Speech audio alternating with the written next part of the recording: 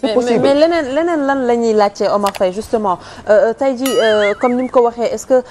kii di préfet amul woon yenn yoo xamante ne moom rek peut-être moo ko mënoon a xam parce que quoi qu'on dise gis nañ ne que fii ñaari manifestation peut-être ñoo naroon am deux camps yoo xamante ne ñii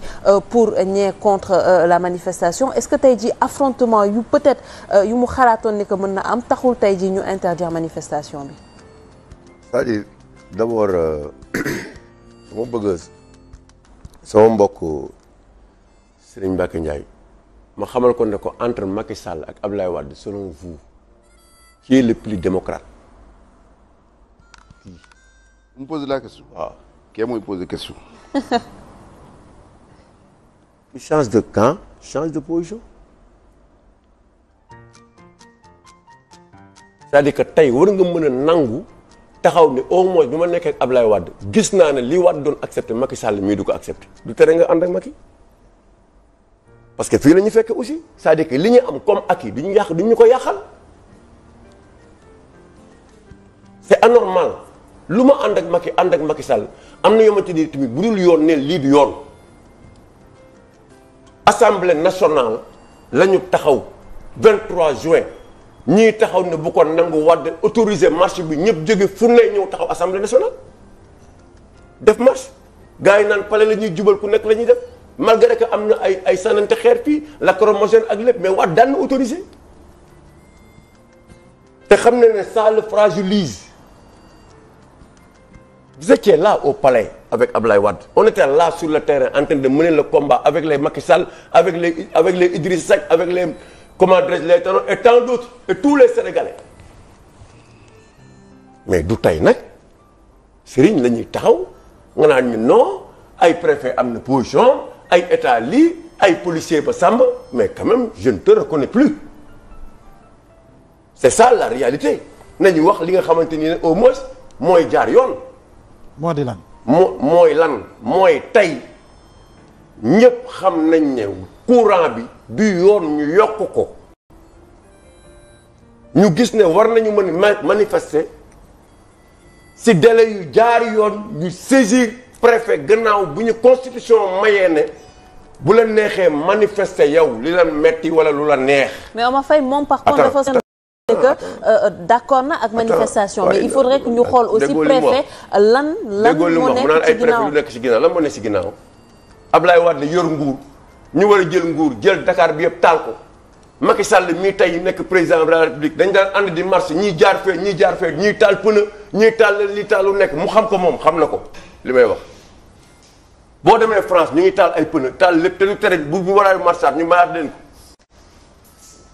ko force de l'ordre ça sert à quoi les policiers quels sont les rôles di am na ay policiers yu civil da ngay taxaw commencer manifester ñu téye la yóbbu la lan moo tere tey bu nekkee civil bu ñu gisee kenn ku yàq ñu téye la sànni si biir lu ko tere il y a des gens matures organiser marche ñëw taxaw wane ne courant bi ñuy yokk du ñu ko nangu waxtaan nañu ci courant bi parce que dafa amoon raison lu dul endettement tegaluñu dara Ablaye Wade bi mu fi nekkee yow xam nga bu baax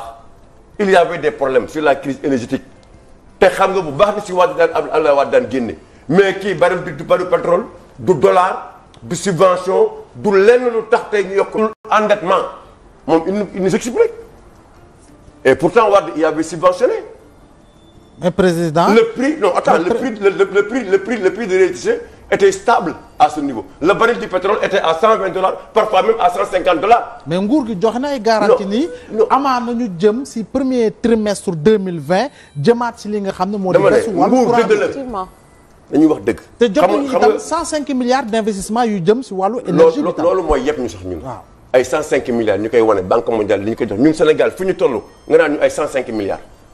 vous imaginez fi ñu toll 105 milliards c'est quoi ba ñuy taxaw si télé bi naan jox nañu 105 milliards ñu war ko demoo def ko def ñëpp taxaw di ko wax c'est quoi ça alors que on bouffe nos milliards dans ce pays là chaque jour ñu jël suñuy milliards et milliards di ko yóbbu seen i réew tey ñuy taxaw naan ñu ay banque mondiale jox nañu 105 milliards pour nous accompagner sur le plan de la crise énergétique. pour yow ñu ko ndamoo dañ injure la insulte la man ñun dañu insulte tey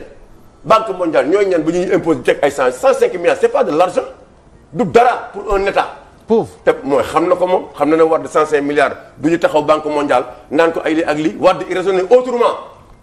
bien que je l'ai combattu il raisonnait autrement en termes de 1000 milliards et de 2000 milliards de un état comme le Sénégal aujourd'hui fu ñu toll ñu réfléchissons en termes de 100 milliards c'est une honte amul lenn tey lu war a mën a tax muy préfet bii wala muy police ñu tere jeunes yi wala tere ñi nga xamante ni ne am na lu ñu métti ñu mën a taxaw xeex ko d'une manière responsable keroog ñëpp gis nañ li am place de l'Obélisque waaye li nekk place de l'Obélisque mën na fa jóge juwal palais wala ñuy jaar fi ñuy jaar fële y avait un monde fou mais ñëpp dañu marche ba mu jeex ku nekk ñibbi. correctement. autant aussi bu ñu accepté woon marche bi lacrymogène yi nga xamante ni c'est des lacrymogènes non conventionnels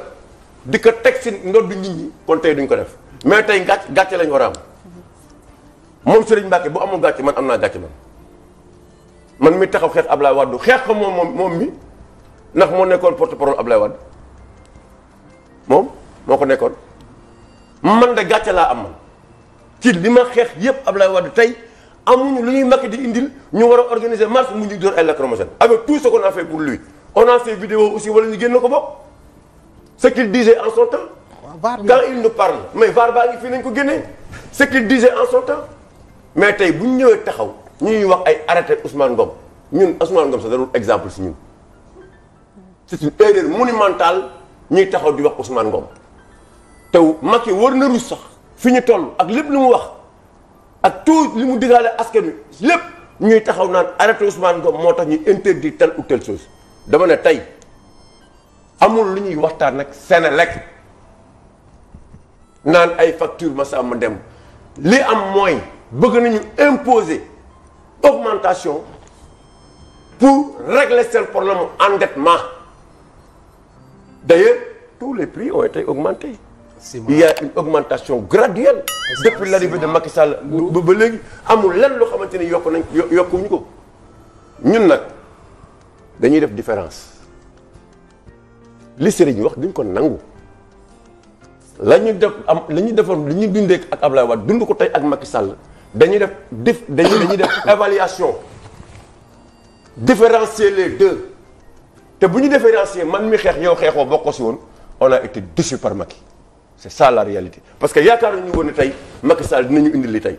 boo bëggoon marche di ko taxaw pale sax dina la bàyyi nga taxaw pale marche ba pare mu génn tàccu leen xool seen préoccupation mu ne dinaa ko régler avec tout ce qu'on a fait pour lui pour qu'il soit au palais c'est pas son combat c'est le combat de tout un groupe de tout un peuple pour qu'il soit président de la République booba Serigne Mbacké mii mi ngi taxaw ne premier tour la Abdoulaye Wade am la Macky Sall di gagné booba Serigne Mbacké mii mi ngi taxaw ne buñ ñu gagné tey yéen ñëpp dinañ leen tëj prison donc c'est pas aujourd'hui que ñu xeex ak tout ce qu'on a fait ñu ñëw taxaw di ñu wax ay Massamba ak Mademba nous l'accepterons pas. leer na waaw il faut être constant dans la vie. Cheikh Omar ñu dégg la sànq ci seen émission les grandes gueules ngay wax ni que lii amaana ñu ngi koy méngale ak atteinte un peu à la démocratie. waaw mais xam nga ce qui est triste et regrettable ñu ngi wax sànq image professeur mu ngi naan image bu ñuy wane sénégalais yi mobilisé mais image bi ñuy wane dafay génn à travers le monde et d'ailleurs xam naa loolu ñàkkul sax moo tax ñu doon patamee journalistes yi moi je considère que journalistes yi nga xam leen def seen liggéey seen entrave à la liberté ñu exercer li nga xam ni mooy seen profession ndax ni policier bi amee sañ-sañu liggéey journaliste bi noonu la am sañ-sañu liggéey manifestation 2012 gënoon na métti te dañu protéger journalistes yi kon loolu dañuy exprimer suñu solidarité ñi nga xamante ne loolu mooy seen liggéey mais tey image yu mel nii ñuy pamti ay sénégalais dëkk bi ñu taal lacrymogène foogoon nañ ni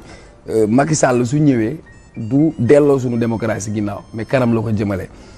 maa ngi dégg ñuy wax waxu Souleymane Ndéné Ndiaye xam nga y a des gens yoo xamante ni ils sont entrés tristement dans l'histoire Souleymane Ndéné Ndiaye Ousmane Ngom keneen ak keneen parce que booy seet Abdoulaye ñu ko daroon ba ànd ak moom bu dugal ko ci kàmb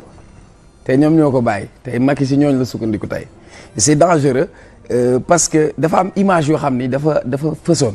ñu feeñ ci sénégalais parce que xam nga suma papa Serigne Mbacké Ndiaye il a été le porte-parole de Abdoulaye Wade c'est symbolique Souleymane Ndéné Ndiaye a été le premier ministre de Abdoulaye Wade Ousmane Ngom moo nekkoon ministre de l'intérieur Abdoulaye Wade boo limee ci gouvernement bi 34 ministres yi si nekkoon yëpp daanaka ñaar ñoo des ak Abdoulaye Wade xam naa kon nous on a un problème ci fan la ñuy situé wax na dëgg soo nekk opposition li ngay xeex bis boo demee ba toog ci nguur li daganoon nga araamal ko li araamoon nga daganal ko je me attardé wu sax ci loolu mais xam nga nañu wax dëgg maa ngi koy dégg ci ay contribution mu naan nañu waxtaan ak Senelec fii benn waxtaan moo fi am yokk bi moo teguwul te du yoon parce que du ñu def seen bêtise économique koom-koomu réew mi fi ñu ko war a duggaluñ ko fa dem créer ay haut conseil collectivité territoriale bañ na ko ba loolu waa parti socialiste la ko jagleel ay alliés ndem si yàlla Ousmane Tanor Dieng bi mu fa jógee dañu dem indi Aminata Mbengue Ndiaye pour ñu gérer seeni alliés politiques bu ñu ñëwee ñu teg ay instituts yoo xamante ni amul benn impact direct sénégalais bu ñu demee lépp ay bor bu ñu jëlee alal réew mi pasaree ko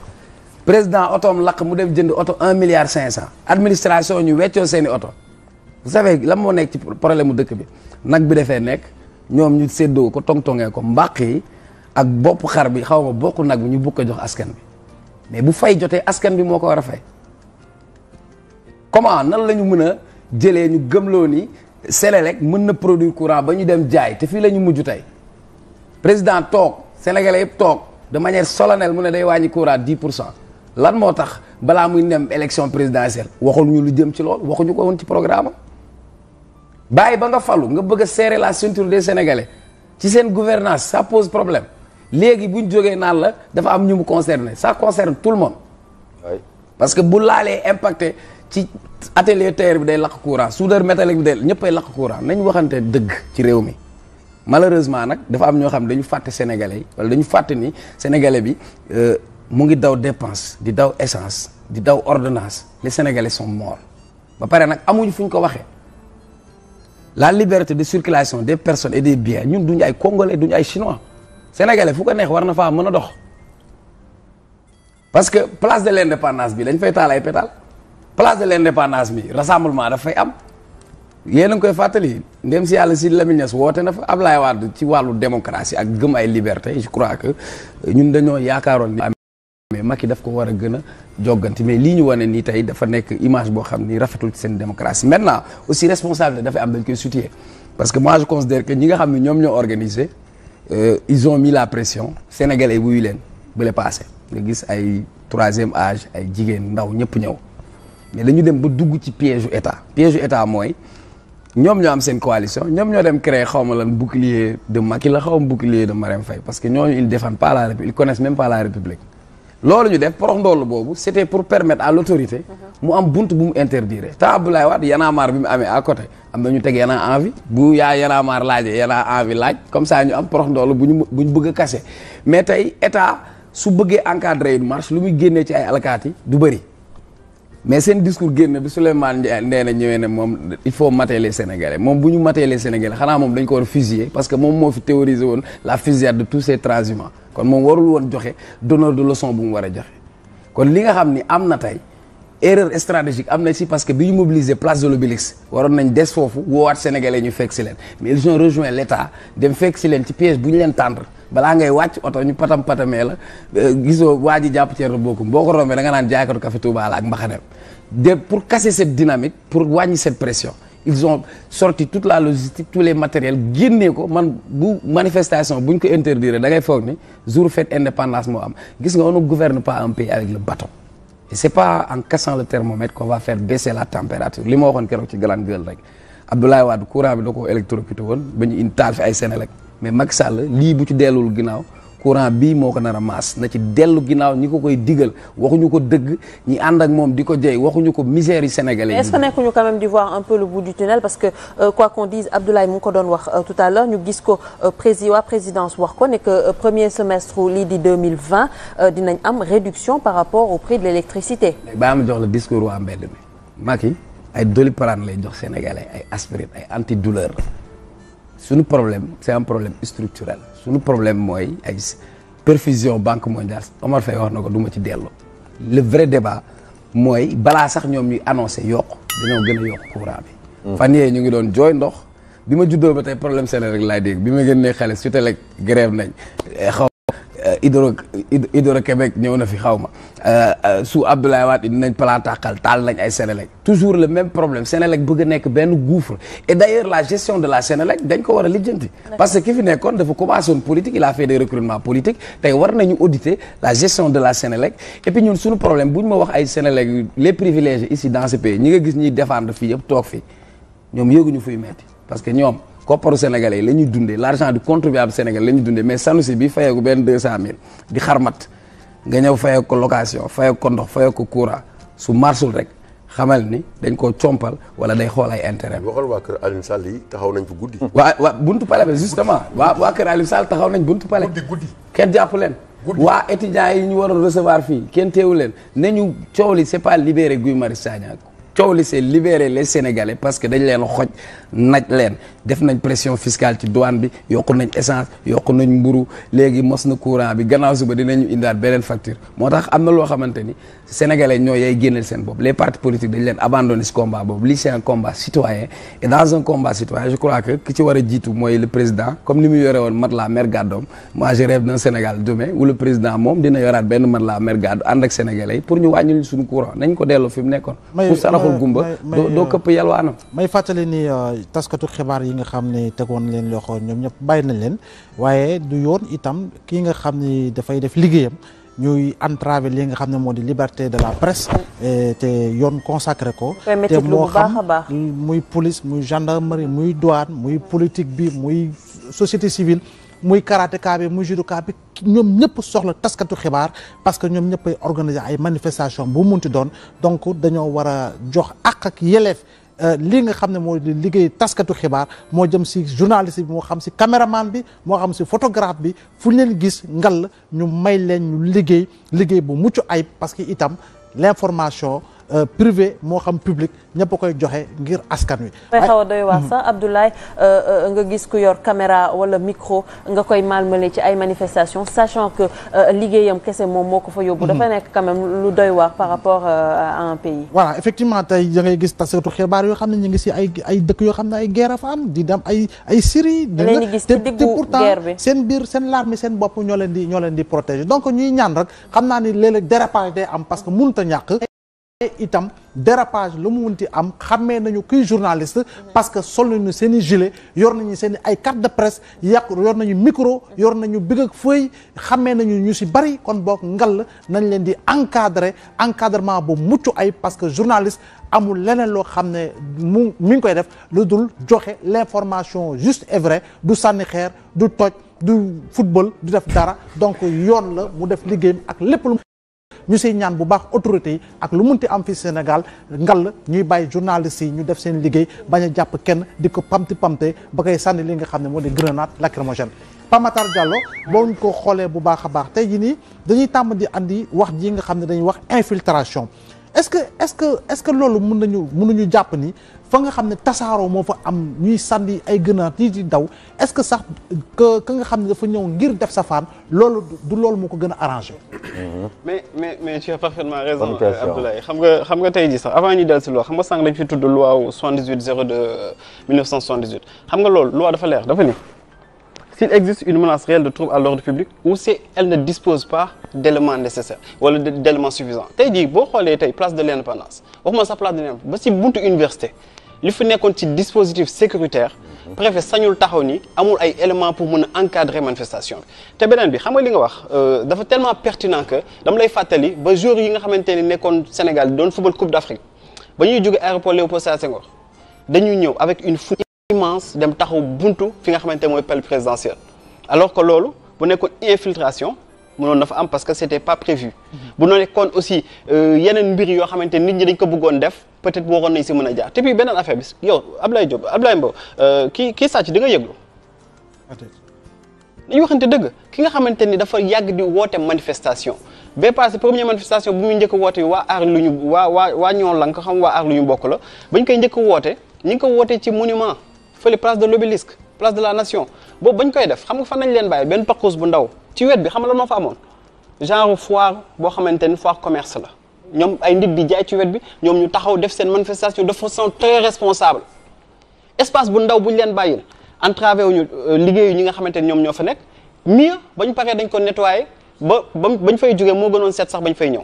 donc ñu fa nekk il faut que ñu respecter leen xam ni ñooñu c'est des citoyens modèles ak ay responsables yu bàyyi seen liggéey bàyyi seen yitte ñëw di naan dafa am loo xamante ne da leen métti te am nañu sañ-sañ parce que constitution Sénégal ci article 14 moo ni Sénégal bi am na sañ-sañ yu dem étendre ko fu ko neex ci réew mi ak ci bitim réew. waxul ni nga dem place de l'Indépendance fa la sa droit yam wala feneen ak feneen parce que ministre yi di dem dugg biir palais présidentiel amuñu benn mérite wala ëpp lu ñu mérite sénégalais bi nga xamante ne Pape Makhtar Diallo lambda citoyen lambda la il faudrait que ñu dellu ci waat xel yi delluwaat ci sérénité bi nga xamante ne aussi dañ koy wax mais aussi ñu respecter sénégalais parce que respecter sénégalais aussi ñàkk respecter sénégalais aussi weesuwul ku mel ni monsieur le ministre dinaa la apostrophé toog fii dina absence de constance moom bokkoon na si ñi nga xamante ni ba mu nekkee ci benn position dafa doon xaraamal tey dafay daganal parce que en fait am na ay privilèges ay prébendes yoo xamante ni moo tax ba mënul wax li nga xamante ni mooy discours bi nga xamante ni même bu nekkee da koo gëm du ko mën a wax tey bu ñu taxawee presque 2020 ñii naan ay nit dañ leen arrêté parce que dañ doon manifester de façon pacifique ñoo xamante ni musuñu am antécédent judiciaire kenn ki universitaire la ñeneen ñi ay étudiants nañ kenn ki lan la benn employé bii liggéey nekk activiste en même temps musuñu ko dégg ci coow musuñu ko dégg ci nag sudul noonu musuñu ko dégg ci lenn mu am lu ko metti mu ni monsieur le président de la République am naa sañ-sañu dem def lu yoon santaane mooy def déclaration demandé wul autorisation parce que loi bi moom moo ko santaane léegi da ngay def déclaration préfet bi mooy xool nan lañ koy encadrer wala bu ko mënul encadrer parce que amul effectif bu doy mën da koy interdire tey jamono jooju weesu nañ ko tey suñu effectif waxuma la sax effectif mais GMI yi nga xamante ni ñi ngi nekk réserve ba tey juguguñ waxuma la sax armée bi waxuma la gendarmerie donc waxatuñu waxu problème effectif donc lan moo tax ba ñoom préfet bi ak ñi nga xamante ni mooy état du Sénégal en tout cas ñi ko incarné dem di jël ay boy yi nga xamante ni bërki démb ñoo taxaw fii di naan Abdoulaye Mbow yaa ngi ko couvrir yaakaar naa couvrir nga ko wala dégg nga ko jeunes yi fi taxawoon naan APR Dakar va mal c'est ces mêmes jeunes là ñoo taxawaat démb di naan dañuy manifester devant la place de xawma sur la place de l'indépendance parce que dañu leen jox ay xaalis parce que dañu leen jox dara parce que l'argument légal amatul juridique amatul existeetul xam nañ ne mënatuñu brander li nga xamante ne mooy décret Ousmane Ngom il fallait que ñu indi genre lu mu tudd risque de confrontation comme ni ñu ko fi defoon ay jamono indi woon Ousmane Faye ak Mamadou Guissé ba waa kii nu ñu bëggoon ba waa aar lu ñu bokkaloon ba ñu bëggoon manifester même chose nañu defoon c'est-à-dire chaque fois même pratique yi la donc ñooñu dañuy wane affaire de banditisme d'état dañuy def dañuy wane que ñoom dañuy def yëfu ñàkk fayda yëfu matadi dañuy wane ñoom aussi tey jii sénégalais waruñu gis seen bopp ci ay modèles tey aussi sur plateau bi monsieur le ministre bu ñuy jox ay leçons de bienséance di ñuy naan nan nañu war a waxee ak sénégalais ak ñu ñuy déglu yaakaar naan aussi war nañu xoolaat suñu posture parce que mënoo ni bërki déema ba nga nekkee ci benn parti ba nga fay nekk di défendre ki nga xamante ne le bilan du président Abdoulaye Wade la ba nga ni kii dafa war a mériter am 3e mandat ay nit dee ci plus de 13 personnes dee si dégguñu si procès dégguñu si lenn tey ba tey responsabilité yi musuñu ko situer tey ñooñu mi Serigne Mbacké Ndiaye mi l'autre ministre bi nga xamante ne ay doomam ñu ngi wax ci dëkk bi du ma wax turam kooku ñooy taxaw ci sénégalais yi di wax du n'importe quoi mel ni sax dañu mépriser askan bi dañu mépriser sénégalais il faudrait à un moment donné comme aussi nit ñi bu ñu leen joxee cër yaa koy jox sa bopp xam nga Sénégal dafa neex da ngay xëy suba di politique sa position yi bu varier say discours varié discours bu changé nga changé posture changé leneen ak leneen te loolu yaakaar naa bu amee ci réew rek dañuy dem ci loo xamante ni ci naka sudul noonu la fu may terminer Abdoulaye mooy président Macky Sall dafa commencé xam nga suñu serviteur la waroon nekk te yaakaar naa ni dafa commencé xam nga lu kii di wax ak Einstein di wax avec le pouvoir l'homme devient de plus en plus stupide dafa commencé devenir waxuma la sax stupide mais dafa commencé mépriser sax askanam parce que bu ñu demee ba ministre conseil des ministres bi nga xamante ne def nañu ko mercredi bi passé sénégalais di génn def seen manifestation vendredi yow ci conseil des ministres bi jéemoo ci sax wax wala nga jéem ci sax def benn analyse wax ni sénégalais lii ngeen xamante ne da ngeen ko manifester mi vendredi passé dégg nañ seen manifestation parce que démocratie dañu ni volonté populaire la te ñu génn bii passé vendredi mënuñu leen génn ci askan mënuñu leen génn aussi ci volonté populaire ñu waxuñu si yàbbiwuñu si defuñu si benn communiqué day wane ni que ñoom dañuy dérouler dañuy def lu leen neex loolu aussi sénégalais nañ jël seen responsabilité comme bu ñu nekkee ci état boo xamante ne respecté tul boppam respecté tul li nga xamante mooy institution yi ñoom bu ñu respecté ti kenn parce que gis nga pouvoir bu ñu am ñoom ñoo ko mais kon yow tam da nga jàpp ne que ça compte pour du beurre waxu réduction bu ñuy wax par rapport ak 2020. waaw xam nga bu nekkoon lu existant la wala loo xamante lu consistant la yaakaar naa dinañ ko boole wàll ci seen conseil des seen communiqué bi nga xamante def nañ ko mercredi mais boole ñu ko si et puis le président de la République bi communiqué la moo ko tere def communication woo RTS woo ñi nga xamante ne mooy chaîne ñi nga xam ne wala presse bi def li nga xam ne mooy communication sur ça defu ko waxu ko donc dafa mel ni dañu mépriser askan bi dañuy def lu leen neex bu ñu leen waxee ñu jël nit ñi nga xamante ne ñooy manifester parce que intérêt askan bi ñoom moo leen tax a jug ñu jiñ leen du n'importe quoi jiñ leen ay fauteurs de troubles à l'ordre public tey lan moo fa nekk lan moo nekk centre de ville trouble à l'ordre public bu ñu doon wax lan lañ fa créé kenn demul kenn dikkul ñett personnes yuy jàll ñu jël leen interpellé leen dugal leen ci prison boo demee ba suba wala ba 21h nga libéré leen pourquoi c'est-à-dire am na yu bëri yoo xamante ne dafa contre-productif il faudrait que ñoom ñu dellu si waat xel yi et puis xoolal déjà boo xoolee image manifestation yi nga gis benn nit bu ñu koy arrêté plus de 6 personnes ñëw taxaw di ko patam-patamee kii jàpp fii ku nekk jàpp benn parti mais ni yow benn bandi nga jàpp di xëcc di diri di yóbbu alors que kooku mënoon nga ñëw de façon très responsable ni ko monsieur vous êtes en état d'arrestation veuillez nous suivre mu topp la parce que kii ñëwul pour xeex bu ñëwoon pour xeex doo ko gis bay jàkkaarloog moom nit ñi xam nañu nu ñuy xeexee xam nañ nu ñu xeexe woon en 2011 xam nañ nu ñu xeexe woon bien avant ak yeneen donc am na yu bëri yoo xamante ne il faudrait que ñi nga xamante ne ñoo force de l'ordre même bu ñu leen joxee ordre pour ñu réprimander ñi nga xamante ni ñooy manifestants yi il faudrait que ñoom aussi ñu xam ni ñii di manifester dañuy manifester parce que ñoom seen kër courant bu cher si ñoom lay gën a cher ñoom ñoo gën a nekk ci ay précarité ñoo nekk ci tali bi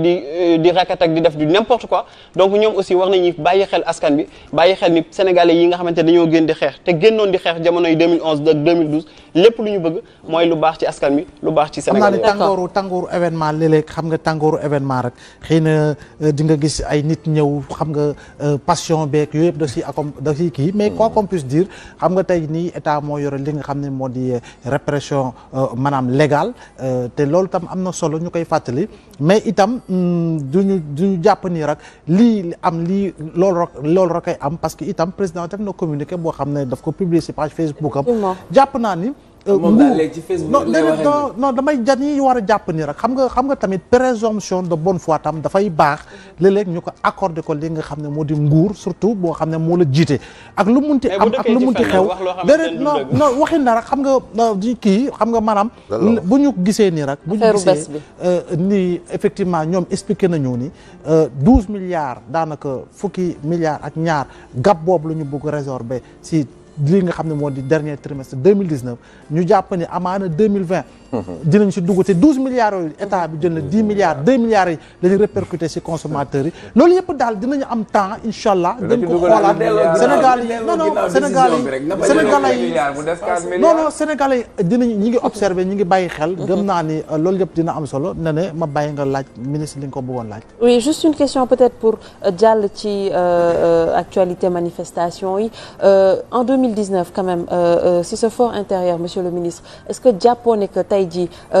Sénégal démocratie dañ ko yàgg wax par rapport ak notre pays est-ce que jàppoon ne que tey jii on doit mettre des moyens en place pour éviter peut-être ñuy interdire manifestation yi mais di ko encadrer peut-être ba yii yëpp mën a bañ a am même si jàpp nga ne que des fois day am ay affaires yoo xamante ne c'est derrière ay présomption ou bien ay xaarandi yoo xamante ne c'est derrière peut-être moo tax ñuy interdire manifestation yi mais jàpp nga ne que tey fu ñu toll nii wax nañ di ko encadrer ba dépasser situation yi. Désolé, je vais vous décevoir parce que pour le reste, je préfère être spectateur ou téléspectateur. Vous préférez? Être spectateur ou téléspectateur. Mais pourquoi? Je préfère. D'accord. Alors. en attendant rek la en attendant gëm naa ni non xam naa ni en attendant la dañ koy bàyyi monsieur le ministre Serigne Mbacké Ndiaye gëm naa ni effectivement que ni xëy na am na loo xam ne yeewu na mais xam nañ ko sénégalais xam nañ ko bu baax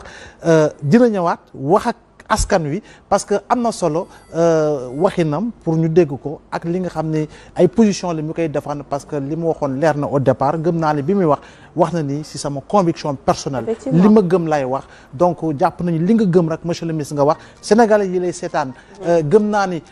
ñu si bari boo gëm nañu ni li nga gëm rek nga wax te loolu moo tax tey jii ñu andi la fii pour nga mën a waxtaan ak askan wi itam parce que ku nekk dafa joxe position am rek waaye position ku nekk du position boo xam ne man ak moom ñoo ko bokk ku nekk sa yaqin ak sa dëggu bopp nga wax gëm naa ni sa dëggu bopp nga wax sa dëggu bopp nag boo ko waxee da ngay wéy ni am na ñoo xam ne tasaare nañ ko te gëm nañ ko te waroo fi nekk spectateur parce que dañ laa invité pour nga wax ak askan wi monsieur le ministre joxat naa la kàddu gi. loolu rek laa mën a def je regrette. mais franchement je peux plus avancer dans le. acca ñu dem. non et